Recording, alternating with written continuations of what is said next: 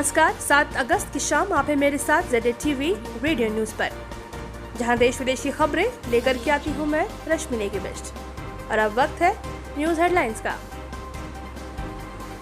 प्रधानमंत्री नरेंद्र मोदी ने आज राष्ट्रीय शिक्षा नीति के अंतर्गत उच्च शिक्षा में परिवर्तनकारी सुधारों के बारे में आयोजित सम्मेलन में उद्घाटन भाषण दिया। जम्मू कश्मीर के पूर्व उपराज्यपाल गिरीश चंद्र मुर्मू देश के नए नियंत्रक और महालेखा परीक्षक बनेंगे। मणिपुर में कोविड-19 मामले में वृद्धि को देखते हुए पूर्ण लॉकडाउन की अवधि 15 अगस्त तक बढ़ाई गई।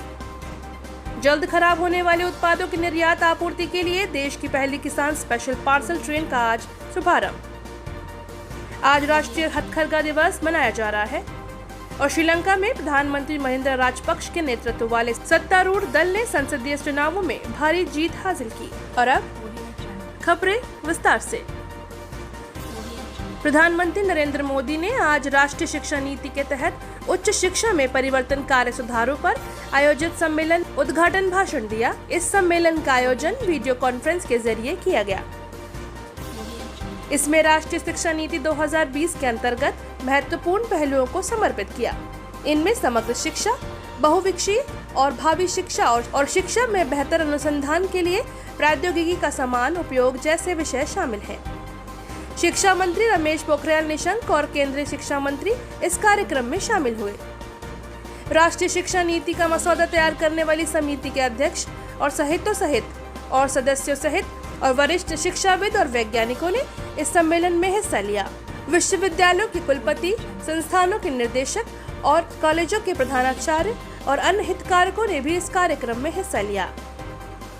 केंद्र ने हर घर जल के लक्ष्य के अंतर्गत देश के प्रत्येक ग्रामीण परिवार को सुरक्षित और समुचित जलापूर्ति के लिए जल जीवन मिशन शुरू किया है।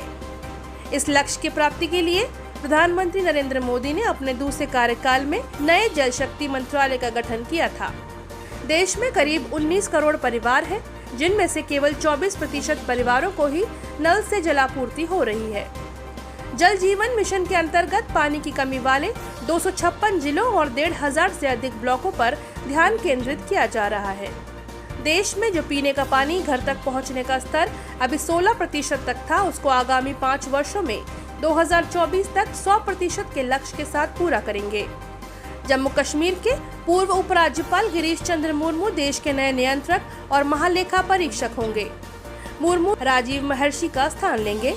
गुजरात कैडर के IAS गिरीश मुर्मू ने कल जम्मू कश्मीर के उपराज्यपाल पद से त्यागपत्र दे दिया है। मणिपुर सरकार ने कोविड-19 संक्रमण के बढ़ते मामलों को देखते हुए राज्य में जारी पूर्ण लॉकडाउन और कर्फ्यू की अवधि 12 अगस्त तक बढ़ा दी है।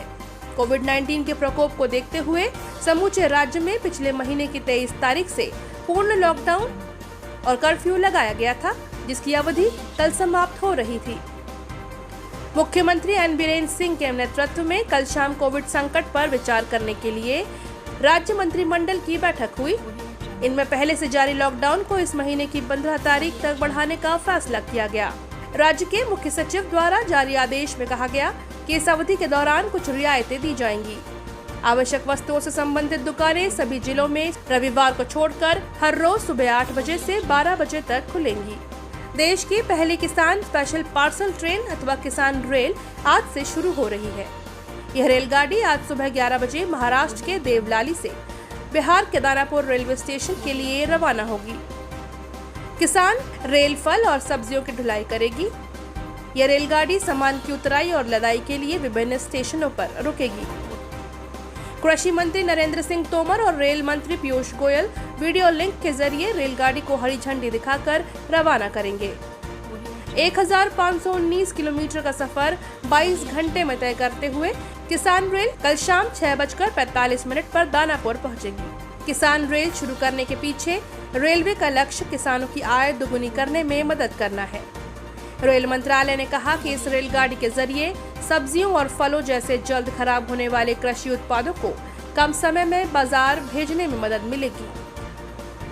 किसान रेल में फ्रोजन कंटेनर लगे होंगे, जिसमें मछली, मांस और दूध सहित जल्द खराब होने वाले जिंसों के लिए निर्धारित राष्ट्रीय शीत आपूर्ति श्रृंखला कायम करने में मदद मिलेगी। वित्त मंत्री निर्मला सीतारमण ने इस वर्ष के बजट में किसान रेल शुरू करने की घोषणा की थी। राष्ट्रीय हथकरघा दिवस आज मनाया जा रहा है। कपड़ा मंत्रालय वर्चुअल तरीके से इसका आयोजन कर रहा है। कपड़ा मंत्री स्मृति ईरानी इस अवसर पर मुख्य अतिथि होंगी। समारोह के दौरान देश भर में हथकरघा समूह, राष्ट्रीय फैशन प्रौद्योगिकी संस्थान NIFT से जुड़े कॉलेज, सभी 28 बुनकर सेवा केंद्र, राष्ट्रीय हथकरघा विकास निगम और अन्य लोग इस समारोह में ऑनलाइन शामिल होंगे। 7 अगस्त 1905 को स्वदेशी आंदोलन शुरू होने की स्मृति में राष्ट्रीय हथकरघा दिवस मनाने का फैसला किया गया था। इस दिन को मनाने का उद्देश्य जनता में हथकरघा उद्योग के बारे में जागरूकता फैलाना है और सामाजिक आर्थिक विकास के लिए इसके योगदान के बारे में बताना है। प्रधानमंत्री नरेंद्र मोदी ने कहा कि भारत का हथकरघा और हस्तशिल्प सैकड़ों वर्षों के गौरवशाली इतिहास में शामिल रहा है। पिछले महीने प्रधानमंत्री ने सभी से भारतीय हथकरघा और हस्तशिल्प का उपयोग करने और इनका अधिक से अधिक लोगों तक प्रचार करने की अपील की थी।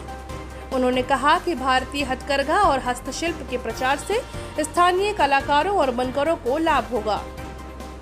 हम सभी का प्रयास होना चाहिए कि न सिर्फ भारतीय हैंडलूम और हैंडीक्राफ्ट का ज्यादा से ज्यादा उपयोग करें, बल्कि इसके बारे में ज्यादा से ज्यादा लोगों को बताना भी चाहिए।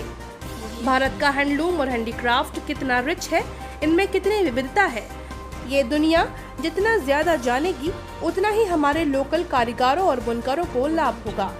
प्रधानमंत्री ने जोर देकर कहा कि सही और सकारात्मक दृष्टिकोण के संकट के दौर को अवसर, आपदा को विकास और प्रगति में बदला जा सकता है।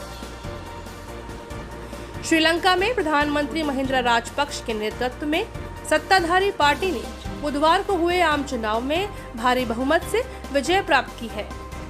राजपक्ष की श्रीलंका पीपल्स पार्टी को 225 सदस्यों की संसद में 145 सीटें मिली हैं। उन्होंने लगभग 2/3 बहुमत हासिल किया है। पूर्व प्रधानमंत्री रानिल विक्रमसिंघे के नेतृत्व में देश की सबसे पुरानी यूनाइटेड नेशनल पार्टी को केवल 1 सीट मिली है।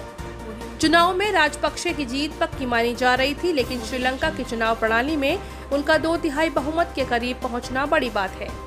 राष्ट्रपति गोटाबया पिछले नवंबर में अपनी जीत के बाद से ही संसद में बहुमत की वकालत कर रहे थे और जीत ने राजपक्षे परिवार की सत्ता पर अंकुश को पूर्ण कर दिया है। उम्मीदवारों के मतों की गिनती जारी है और प्रधानमंत्री महिंद्रा राजपक्षे और पूर्व राष्ट्रपति मैत्रीपाला सिरिसेना जीत की ओर अग्रसर है। और वहीं पूर्व प्रधानमंत्री रानिल विक्रमसिंघे को दशकों बाद हार का मुंह देखना पड़ा है।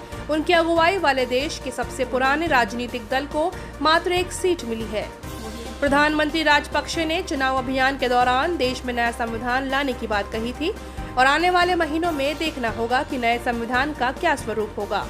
प्रधानमंत्री नरेंद्र मोदी ने श्रीलंका के प्रधानमंत्री महिंद्रा राजपक्षे से बात की और उन्हें अपने यहां संसदीय चुनाव सफलतापूर्वक कराने और जीत हासिल करने पर बधाई दी है।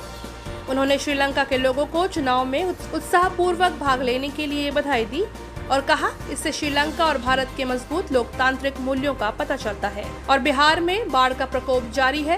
राज्य के 16 से अधिक जिलों में 70 लाख से अधिक लोगों पर बाढ़ का असर पड़ा है। इनमें दरभंगा, मुजफ्फरपुर, सीतामढ़ी और गोपालगंज जिले प्रमुख हैं। दरभंगा और समस्तीपुर के 2 तटबंधों पर दरार आने से बाढ़ की स्थिति और खराब हो गई है। दरभंगा, समस्तीपुर और मुजफ्फरपुर के शहरी इलाकों में बाढ़ के पानी प्रवेश कर चुका है।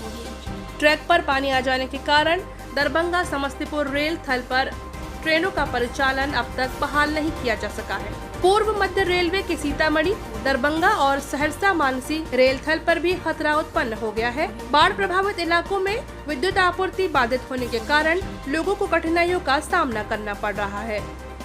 पश्चिमी चंपारण के वाल्मीकि नगर टाइगर रिजर्व से कई जानवर पानी की तेज धार में बह गए। गोपालगंज और सारण के बाढ़ प्रभावित लोगों की मदद के लिए 250 हिरन की जान बचाई जा सकी। NDRF और SDRF की 33 टीमें राहत और बचाव कार्यों में जुटी हुई हैं। 5 लाख से अधिक लोगों को अब तक सुरक्षित स्थानों पर पहुंचाया जा चुका है। बागमती, बूढ़ी गंडक, कोसी और गंगा खतरे के निशान के ऊपर बह रही हैं। इसे देखते हुए अभियंताओं को तटबंधों की कड़ी निगरानी रखने का निर्देश दिया गया है। और ये थे अब तक के मुख्य समाचार। हमारे YouTube चैनल से जुड़ने के लिए ZA TV को सब्सक्राइब करें और नए वीडियो सबसे पहले देखने के लिए नीचे दिए गए बेल बटन को प्रेस करना ना भूलें। आज का न्यूज सेगमेंट आपको कैसा लगा हमें कमेंट सेक्शन में जरूर बताएं। साथ ही इसे शेयर भी करें। और अभी दीजिए मुझे इजाजत। कल होंगे रूबरू इसी समय पे आप सभी के साथ। बाकी और खबरों से जुड़ने के लिए लॉगिन करें हमारी वेबसाइट www.zatvnews.com। नमस्कार।